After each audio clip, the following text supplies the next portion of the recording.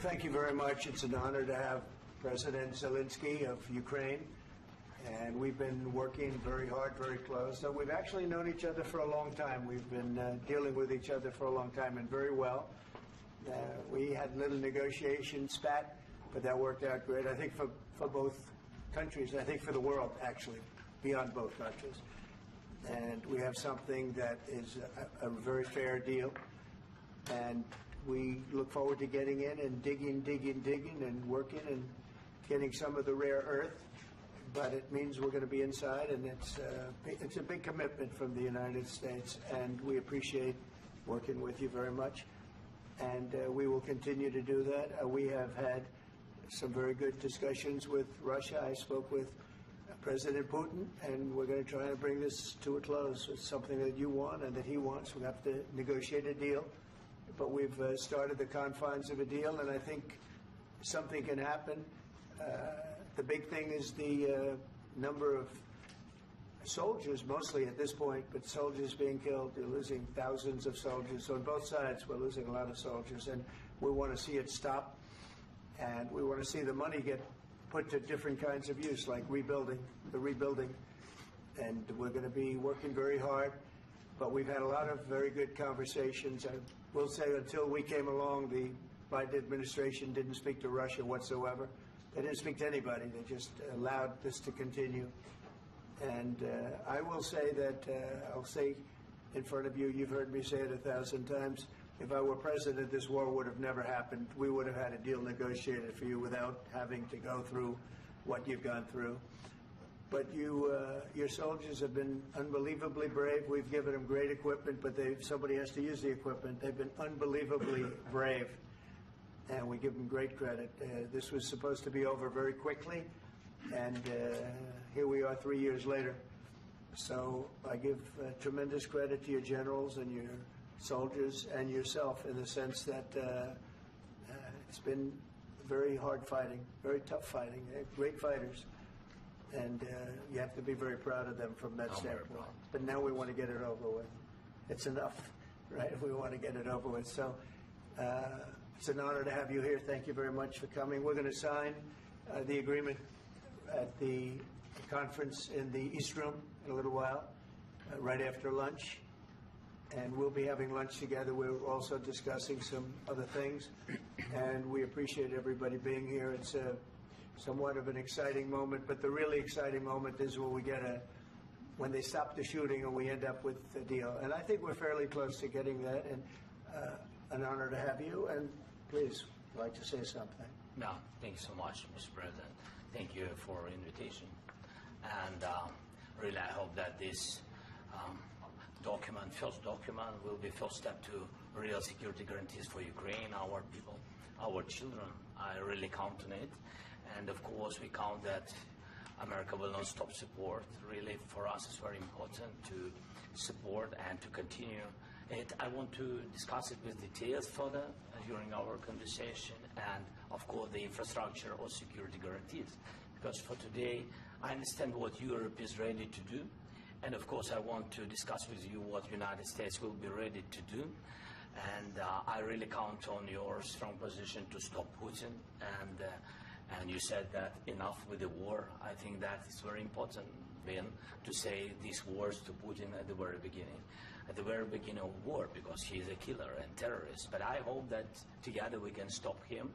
But for us, it's very important to, to save our country, our values, our freedom and democracy, and of course, no compromises with the killer about our territories, but it will be later. And of course, what I wanted, we spoke about it by phone with you, about the drones production. We have very good drones production. I think the best one in the world for today because of the war.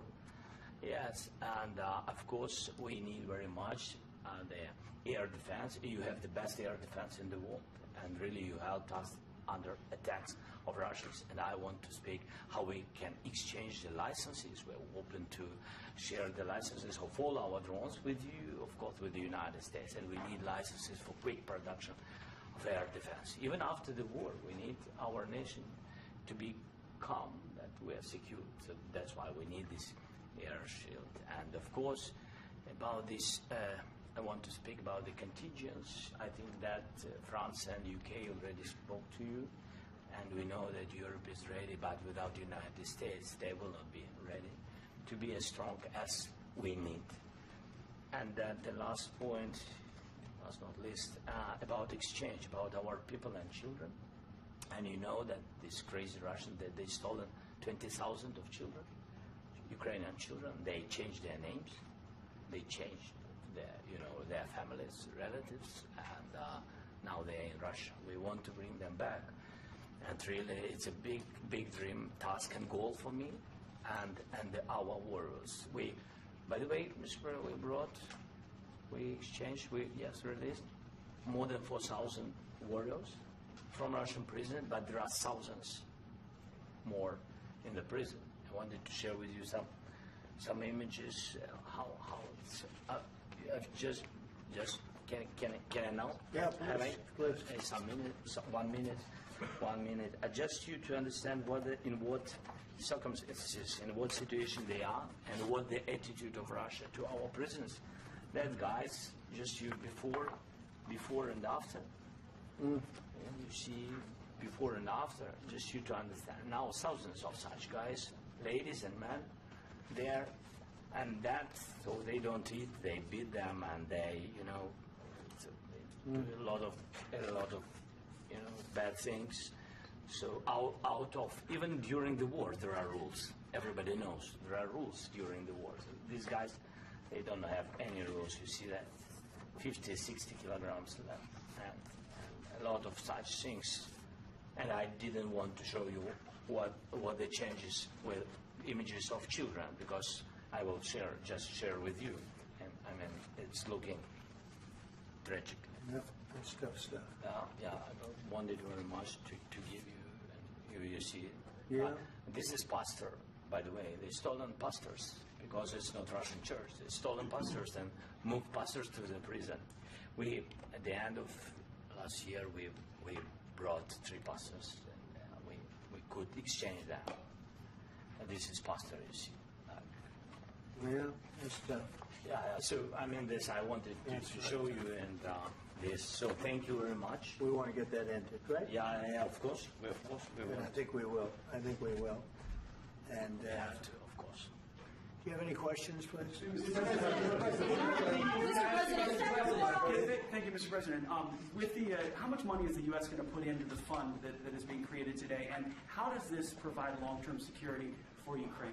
Well, we don't know exactly how much, because we're going to be putting some money in a fund that we're going to get from the raw earth that we're going to be taking and sharing in terms of revenue. So it's going to be a lot of money will be made from the sale and from the use of raw earth. And as you know, our country doesn't have much raw earth. We have a lot of oil and gas, but we don't have a lot of the raw earth.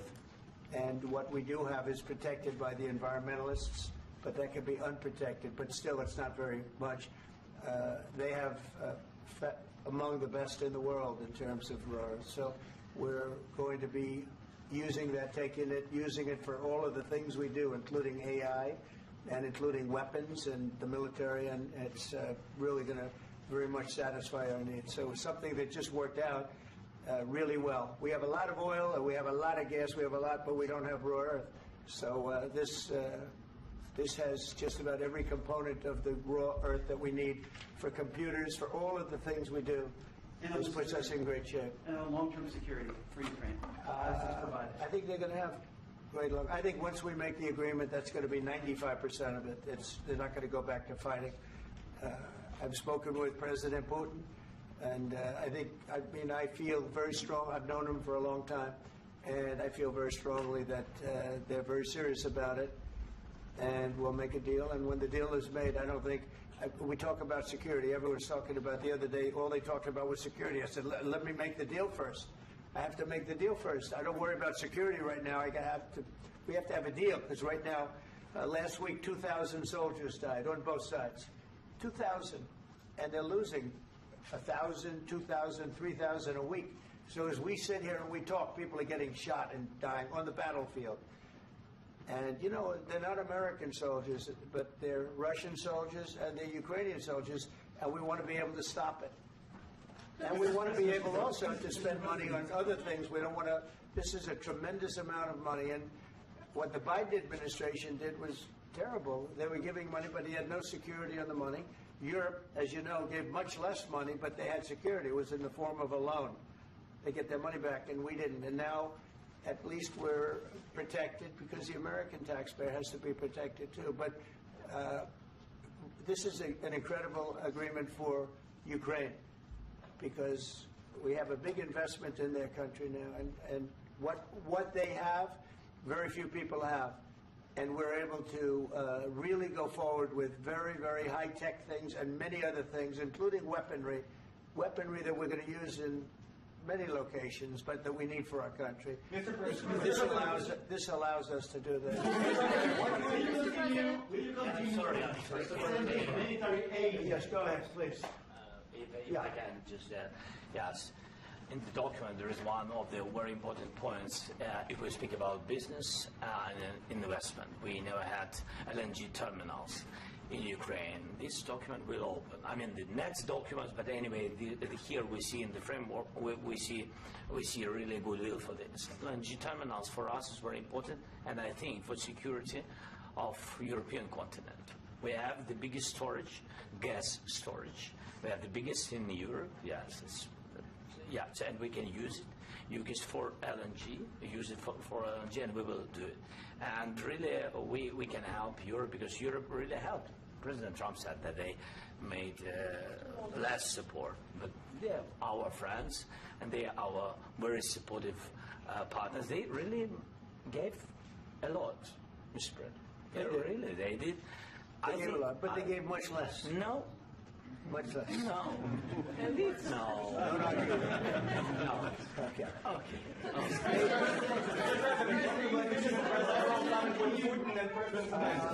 Yeah, please. Mr. President Trump, you have repeatedly called the deal with Ukraine as a historical one. And as a President of the United States, you make historical decisions in other issues which affect America and other world. So what place in the world history do you want to take? And do you associate yourself with any famous historical figures?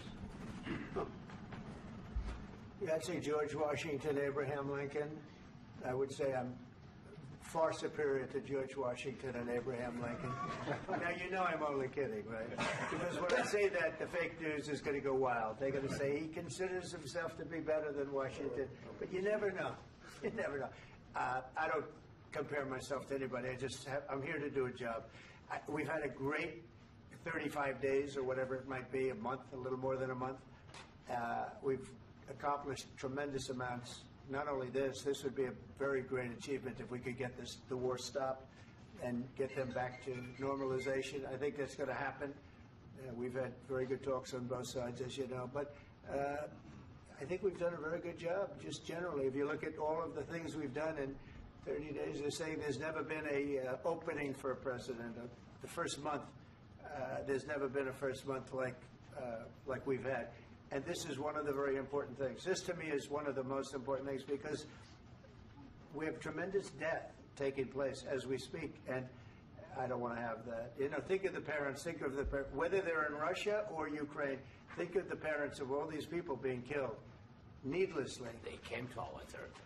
Should have never started. This would have, if I were president, this would have never started. Mr.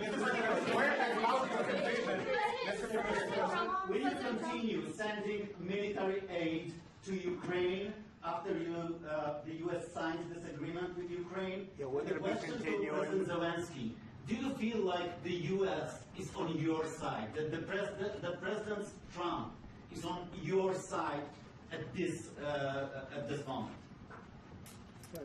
What do you think? He wants to know, do you think that, sort of a stupid question.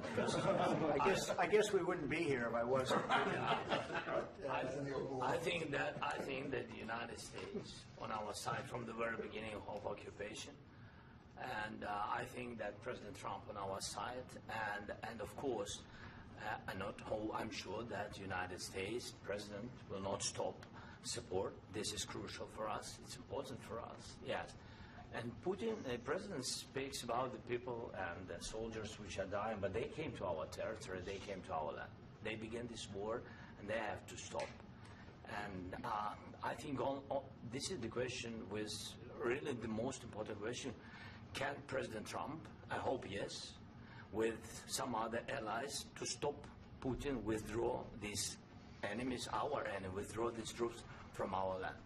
And I think that you asked about the history, I think that if President, or when, he will stop Putin, if President Trump will bring peace to our country, I think he will be on this wall. We've had very, very good talks. What about military aid to Ukraine? President Zelensky just said that there will be no compromises with Vladimir Putin.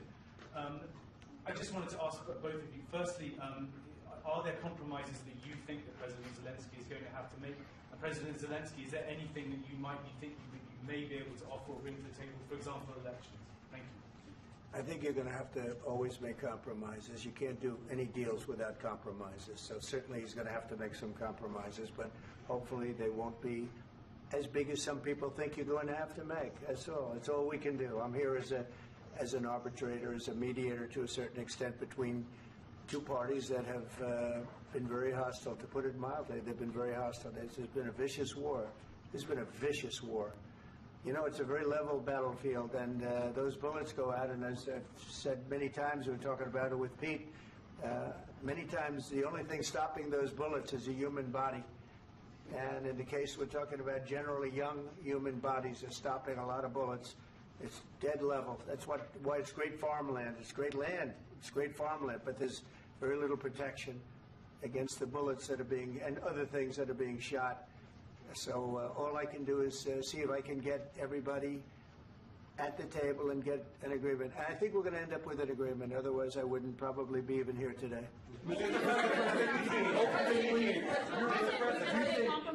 Mr. President, I've got two questions for you. You think ultimately your legacy will be the peacemaker and not the president that led this country into another war and ended foreign wars? And then I've got a question. I hope it will. I mean, I hope I'm going to be remembered as a peacemaker.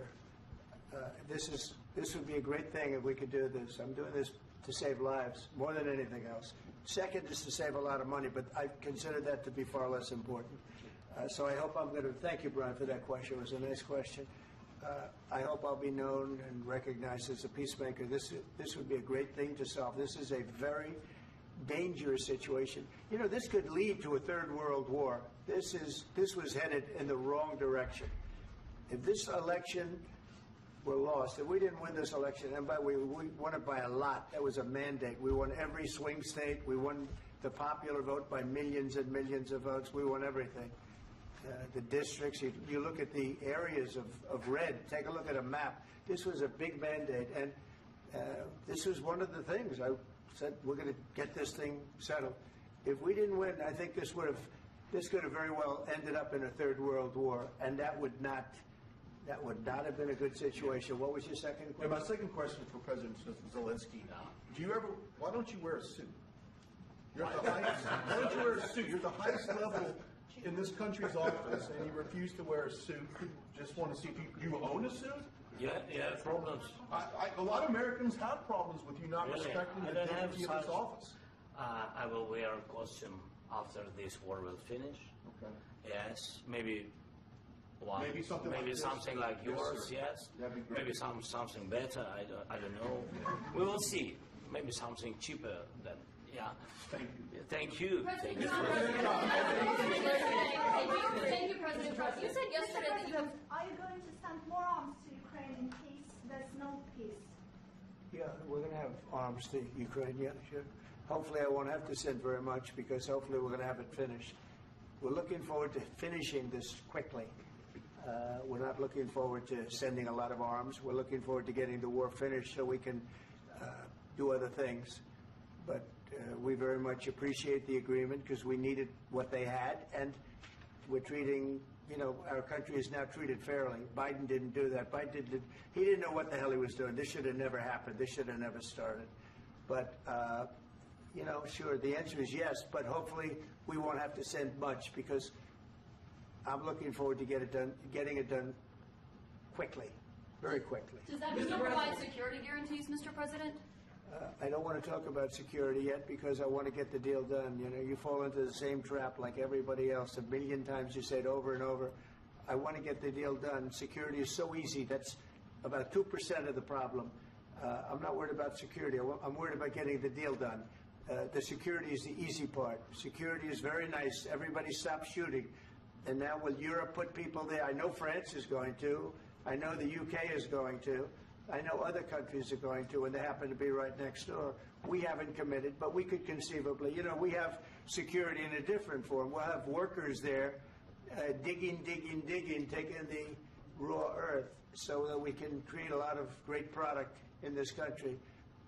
So in that sense, you have something, but we haven't determined that yet. I will say, in speaking to France and in speaking to, and they were here, as you know, last week and just the other day, they have committed to a lot of security. I don't think you're going to need much security. I think once this deal gets done, it's over. Russia's not going to want to go back, and nobody's going to want to go back. When this deal ends, I really believe this deal is going to be over. Yeah, please go ahead. Go ahead. Mr. President, thank you. You had President Macron and Keir Starmer at the White House this past week, both of whom praised your courage and conviction to lead the pathway towards peace. Yes. Part of that involved, though, re-engaging Russia in diplomatic relations, something that previous leaders lacked the conviction to do so. What gave you the moral courage and conviction to step forward and lead that? Well, I love this guy. Who are you with? One American News, sir. Well, that's why I like him. One American News does a great job. I like the question. I think it's a very good question. It's a pathway to peace. It's a pathway to getting something solved. And I feel that as the head of this country, I have an obligation to do that. Plus, you know, we're very much involved. We got involved. It's too bad we got involved because there should have been no involvement because there should have been no war. And there shouldn't have been October 7th. That would have never happened. As you know, Iran was broke. They had no money to give to Hezbollah. They had no money to give to Hamas. They were stone cold broke. And then under Biden, they became rich as hell. They went from no money to $300 billion in a period of 4 years. And they gave a lot of that money away, and you see what happened. And that's a real mess also that we hope to be able to solve. But no, I appreciate your question very much. I feel I have an obligation to try and do something to stop the death. If I can answer. Yes, if I can answer. Sorry. Please. And I do like your clothing, by the way. Yeah, really? Even though I think he's a great guy, by the way. But I don't know if you two like each other. But you know what? I think he's dressed. I like this guy. I think he's dressed beautiful. So I have more serious things than answer on such Yeah, questions. sure, I will answer on more serious That's a good questions statement. if I can. Yeah, so please, about security guarantees and about just ceasefire. We can't just speak about ceasefire and speak. It will not work. Just ceasefire will never work because I'm like a president. I have this experience, and not only me. Ukraine before my presidency, from the 2014, Putin broken 25 times. 25 times he broken his own signature. 25 times he broken ceasefire. But he never broke to me. He never broke to me. No, you were the president. He You were never the broke- president he during. never broke to me. In 2016, you've been the president, Mr. President. You've been the president, but he had, of course, not with you, but he had during those periods, he had conversations with our side. And we had Normandy format, you know, the France, Germany, Ukraine, and Russia. And he broken 25 times. That's why we will never accept just ceasefire. It will not work without security guarantees. Security guarantees, maybe President is right about this document and other, but this document is not enough. Strong army is enough because his soldiers afraid, Putin's soldiers afraid of our soldiers when we're strong enough. If we are not strong enough, if we are empty, if our storage is empty, we can't defend our land. Today, you know, he knows that we have, all the world knows that we have meeting, yes? Why he's using ballistic? Putin today using ballistic on our hospitals, schools, and etc. Ballistic. So he knows that we are here and that President Trump is really have goodwill to stop this war. And you hear now the president. So why he's using? So he doesn't want to stop. He doesn't want. But I hope that we will do it. Really, we'll do it. Security. When we speak about security guarantees, when the Europeans are ready for contingents, they need USA backstop. If there will not be United States, we will not never have any contingents, strong contingents from the Europeans, because they don't want to divide alliance connection between the United States and the main and strongest ally and Europeans. And this is crucial. This is important. That's what we want to speak about very much. This is very important. And air defense.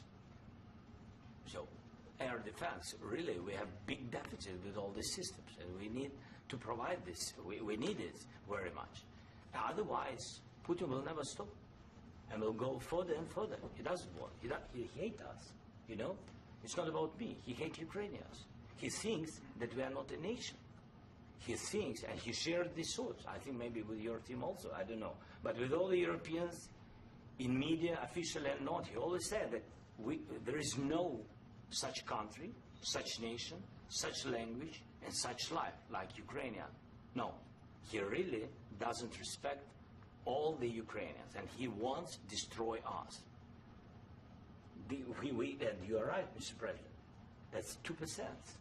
This document, maybe other documents, it's a very good start, very good, but it will not enough to stop this person. Should Russia pay to rebuild Ukraine? Mr. President, after these Should Russia pay to rebuild Ukraine? They have to pay. this question. This is the rule. This is the rule of the war. This is the rule of the war. During all the centuries, all the history, this is the rule of the war. Who began, those pay.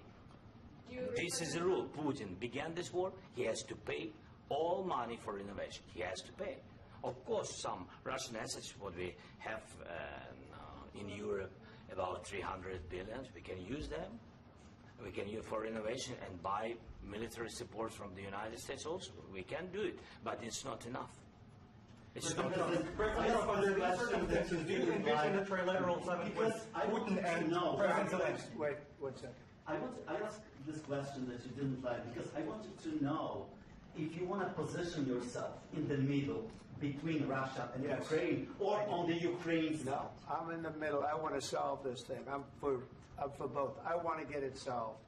And it's wonderful to speak badly about somebody else, but I want to get it solved. If we can solve it, great. If we can't solve it, they're going to have to fight it out, and who knows what's going to happen. But I want to see it get solved. May I follow up? One more question about U.S. troops in Europe. After Russian invasion of Ukraine, your predecessor sent additional troops to Eastern Europe, including Poland, my country. Are you committed to keeping these troops on the eastern flank of NATO in the future? I'm very committed to Poland. I think Poland has really stepped up and done a great job for NATO. They, as you know, they paid more than they had to. They are one of the finest groups of people I've ever known. I'm very committed to Poland. What about Baltics? Poland's in a tough neighborhood, you know. What about the Baltics? The Baltics, they get a lot of, it's a tough neighborhood too, but we're committed. We're going to be very committed, and we're committed to NATO. But NATO has to step up, and the Europeans have to step up more than they have. And I want to see them equalize, because they are in for far less than we're in, and they should be at least equal. You understand that? Why is the United States, we have an ocean in between, why is the United States in for so much more money and other things as Europe? With that being said, and as you said, they've also been obviously very helpful, but we have put in far more than they have, and I think they should equalize. Mr. President, Please, go ahead. Ask you about the agreement again today. What changed between the first time that Secretary Bessent gave President Zelensky the agreement and today for the signing? We made a deal. What was the I'm just, deciding factor? I'm a business person. We made a deal. That's what changed. Mr. President, I didn't think we were going to make a deal, and we ended up making the deal, so that changed. Mr. President, what and how do you envision a trilateral summit with President Zelensky and Putin? I don't know, under but these well, they circumstances? don't like each other. I can tell you that. They do not like each other. This is not a love match, and it's unfortunate. That's why you're in this situation. The United States should not have allowed this to happen. Okay? The United States, run by a man that didn't know much, I'm going to be very nice, run by an incompetent person, very incompetent person, should never have allowed this to happen. I've stopped wars. I've stopped many wars. My people will tell you, I stopped wars that nobody ever heard about. I stopped wars before they ever started. You can look at some of, I could give you a lot of nations that would tell you right now they were probably going to war. I could tell you right now there's a nation thinking about going to war on something that nobody in this room has ever even heard about. Two smaller nations, but big, still big. And I think I've stopped it. But this should have never happened. Sorry, just a second. About any negotiations. First of all, I want really to tell you, and I think that everybody understands that Ukraine, more than Ukrainians, nobody wants to stop this war. But at the future, any negotiations, it's understandable that two sides of the war, not Russia and the United States, because this is not the war between Russia and the United States. This is war of Russia against Ukraine and Ukrainian people. So these two sides will be at the will be at the negotiation table. Then of course United States, like the strongest partner of the Ukraine, and of course Europe. I think Europe is very important. I want to speak about it with the President. Yes, Europe is very important for us because we really defend Europe for today. All Europeans really recognize that we are defending line and they have real life and our people are dying. That's why they helped us. And also it's about the need. Yes, between, like the President said, you have big, nice ocean. Yes, between us. But if we will not stay, Russia will go further to Baltics and to Poland, by the way. But first to the Baltics. It's understandable for them because they've been in the USSR. You know, they've been one of the republics of the USSR, and Putin wants to bring them back to his empire. It's a fact. And when he will go there, if we will not stay, you will fight. Your American soldiers, it doesn't matter, do you have ocean or not, your soldiers will fight.